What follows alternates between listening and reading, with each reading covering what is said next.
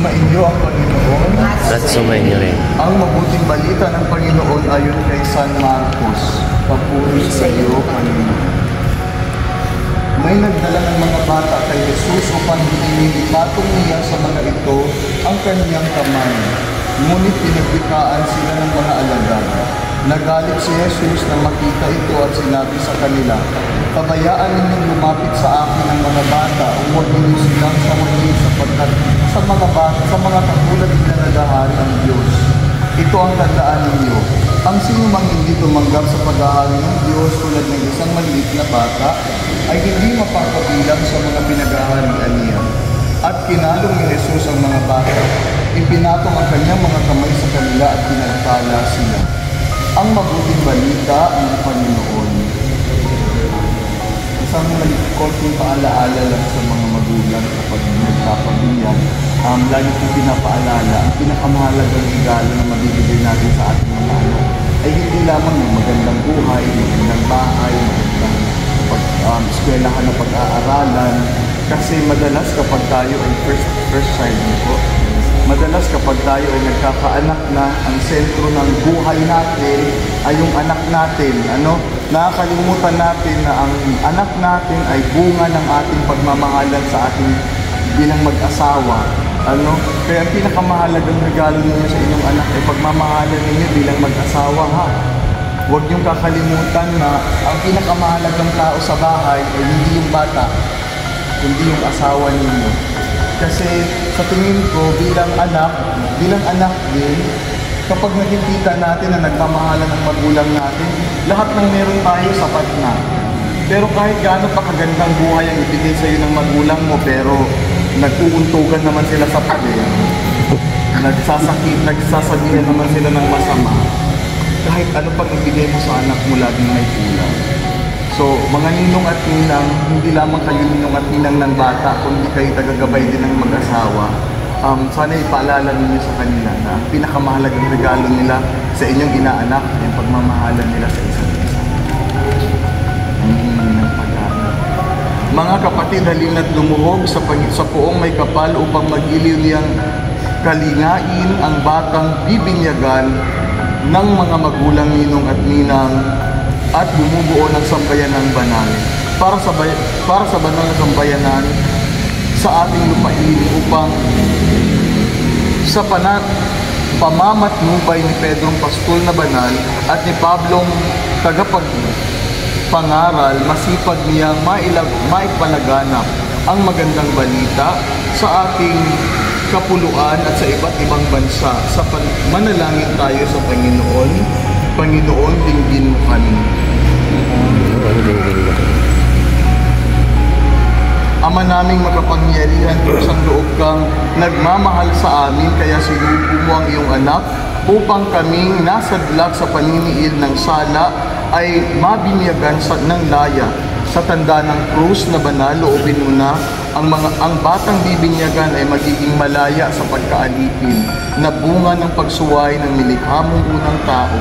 Lukuban mo nawa siya ng banal na Espiritu upang siya'y mapuspo sa diwa ng muling pagkabuhay ng iyong anak. Amen.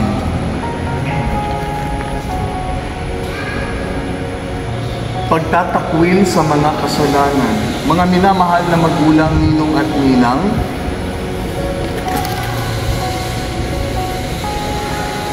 noong tayo ay binyagan, tayo ay nilibing kasama ni Kristo upang kasama rin niya tayo ay makabangon at makapagbagong buhay. Bilang tanda ng inyong pananagutan sa paghubog sa inyong anak, ayon sa banal na aral, sariwain ninyo ngayon ang inyong pangako noong kayo'y binyagan na talikuran ang lahat ng kasamaan at kasalanan. Mga magulang, ninong at ninang, itinatakwil ba ninyo si Satanas? Opo, itinatakwil namin. Itinatakwil ba ninyo ang kanyang mga gawain? Opo, itinatakwil namin. Itinatakwil ba ninyo ang kanyang pag-aakit? Opo, itinatakwil namin. Pagpapahayag ng pananampalataya, mga magulang, ninong at ninang, sumasampalataya ba kayo sa Diyos amang makapangyarihan sa lahat na may gawa ng langit at lupa? Opo, sumasampalataya kami. Sumasampalataya ba kayo kay Jesucristo, iisang anak ng Diyos, Panginoon natin, ipinanganak ni Santa Maria Birhen, ipinako sa krus, namatay inilibing, muling nabuhay at naluklok sa kanan ng Ama? Oo, sumasampalataya kami. Sumasampalataya ba kayo sa Espiritu Santo, sa banal na simbahang Katolika, sa kasamahan ng mga banal, sa kapatawaran ng mga kasalanan, sa muling pagkabuhay ng mga namatay at sa buhay na walang hanggan?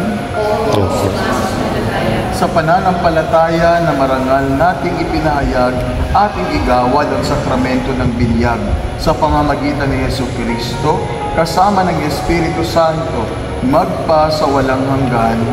Amen. Sa ating mga magulang, talaga bang bukal sa inyong loob na si Kilian Duca Mesenario ay pabinyagan upang hubugin sa ipinahayag nating pananampalataya?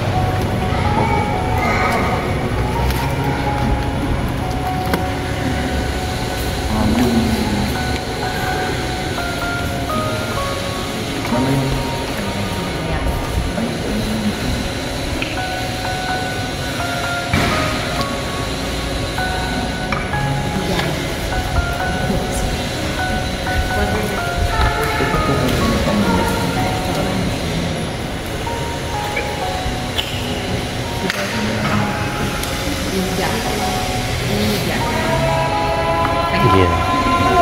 Kilian Duca, ikaw ay binibinyagan ko sa ngalan ng Ama, ng Anak, at ng Espiritu Santo. Amen.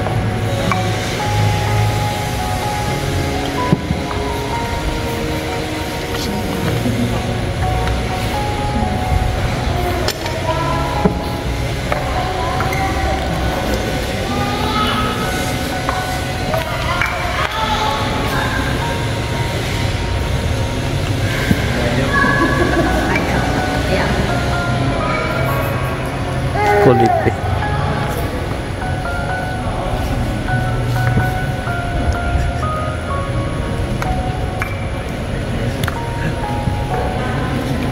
Ngayong naganap na ng Diyos Ama ng Panginoon ang muling pagsilang sa tubig at ng Espiritu Santo, ang pagtahid ng langis ay nagpapakilala ng paglukob ng Espiritu Santo sa muling isinilang sa binyag.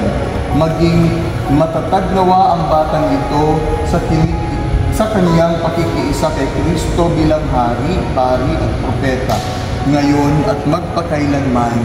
Amen.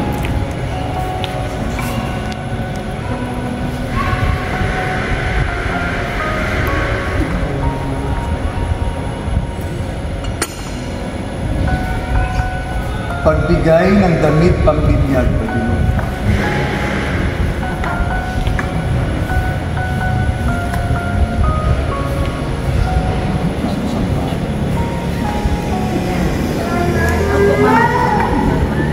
Ang damit pambinyag ay tanda ng muling pagsilang kay Kristo at ng dakilang karangalan ng mga anak ng Diyos naway manatiling wagas at walang bahid dungis ang kaniyang karangalan hanggang matamuya ang buhay na walang hanggan.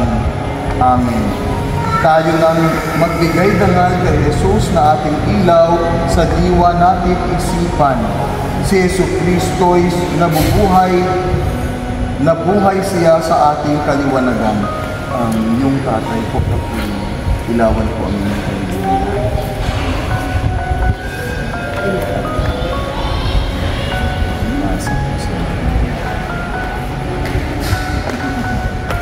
Lapit lang po yung mga ninang kay Daddy. Isa pong ninong. Isang ninang.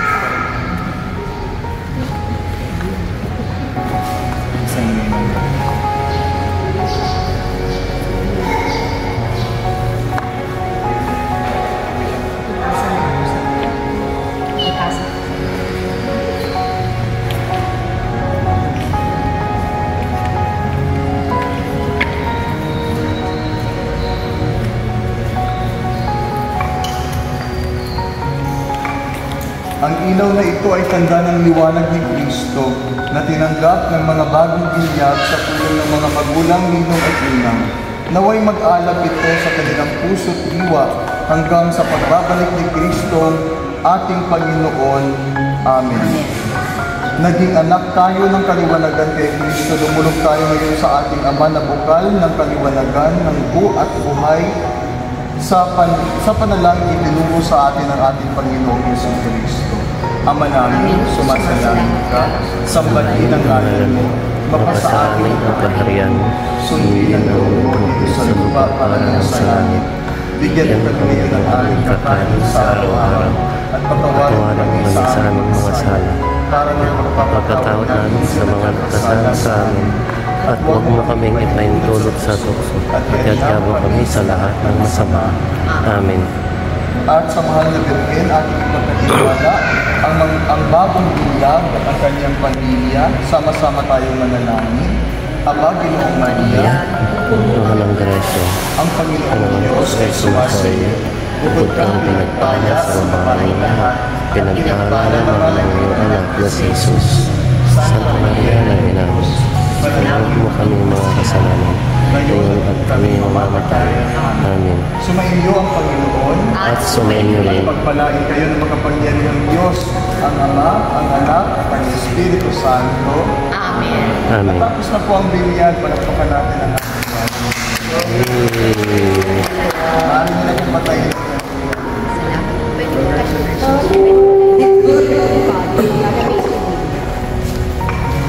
Sino po ito? Yan po.